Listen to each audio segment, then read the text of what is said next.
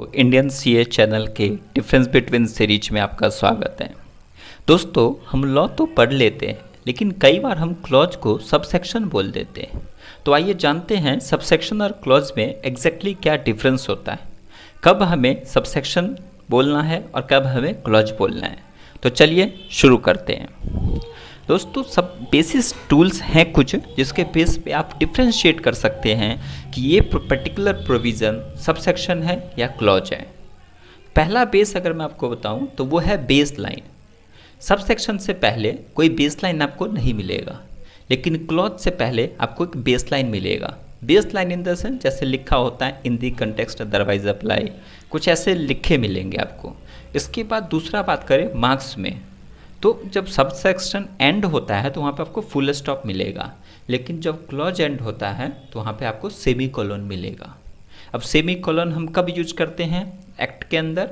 वो तब यूज होता है जब इंटर रिलेटेड प्रोविज़न आपस में क्लोजली रिलेटेड होता है, तब सेमी कोलन का यूज किया जाता है। इसके बाद है रिलेशनशिप की बात।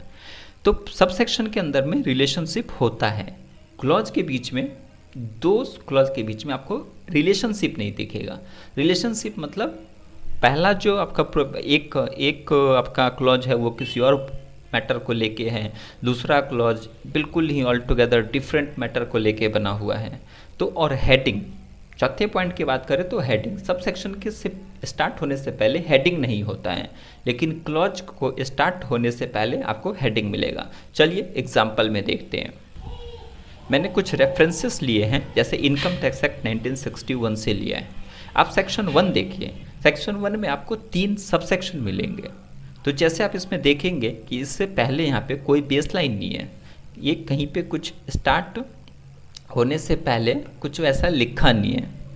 तो हाइलाइटर ले लेते हैं ज़रा, आपको समझने में ईजी होगा। यहाँ पे आप देखेंगे कोई बेस लाइन नहीं है, डायरेक्ट प्रोविज़न अप्लाई हो रहा है ना, डायरेक्ट प्रोविज़न यहाँ पे बताए गए हैं। अच्छा, दूसरी चीज़ यहाँ पे जब प्रोविज़न एंड हो रहा है तो वहाँ पे फुल स्टॉप से क्लोज किया गया है इसको।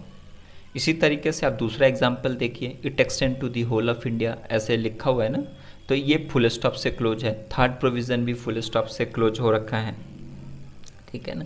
इसके बाद आप अगर इसमें देखेंगे क्लॉजेस के एग्जाम्पल में तो आपको मिलेगा बेस लाइन, जैसे यहाँ पे लिखा है अनलेस दी कंटेक्स्ट अदरवाइज रिक्वायर्ड। जब भी कोई क्लॉज लिखा होता है तो उससे पहले कुछ बेस लाइन आपको लिखा मिलेगा। फिर आगे प्रोविज़न देखिए, यहाँ पे सबसेक्शन क्लॉज 1 है।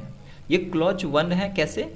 यहाँ पे आप देखेंगे तो एक हेडिंग दी हुई है, बेस लाइन आपको यहाँ पे मिलेगा, हेडिंग आपको यहाँ पे मिलेगा। जो क्लोजर है, इसका क्लोजर पंक्चुएशन है वो आपको सेमी कोलन मिल रहा है। दूसरा एग्जाम्पल देखिए, 1 है, ये भी क्लॉज है। एग्रीकल्चर इनकम है, एग्रीकल्चर इनकम ये हेडिंग है, इसकी जो क्लोजर है वो सेमी कोलन से मिल रहा है आपको। तो बेस लाइन मिल रहा है आपको, हेडिंग मिल रहा है आपका क्लोजर पंक्चुएशन, सबसे आप आइडेंटिफाई कर सकते हैं। तो इस तरह से आप डिफ्रेंशिएट कर सकते हैं कि जो पर्टिकुलर प्रोविज़न है वो सबसेक्शन है या क्लॉज है। जनरली क्या होता है, जनरली अगर आप देखें तो लिखा होता है सबसे पहले सेक्शन, उसके बाद आपको मिलेगा सबसेक्शन, उसके बाद आपको मिलेगा क्लॉज, उसके बाद आपको मिलेगा सब क्लॉज। लेकिन कई बार ऐसा मिलता है आपको कि सेक्शन के बाद डायरेक्टली क्लॉज होते हैं, सबसेक्शन नहीं मिलेगा।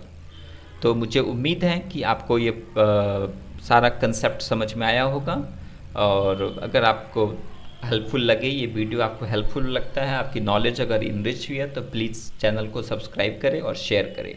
Thank you.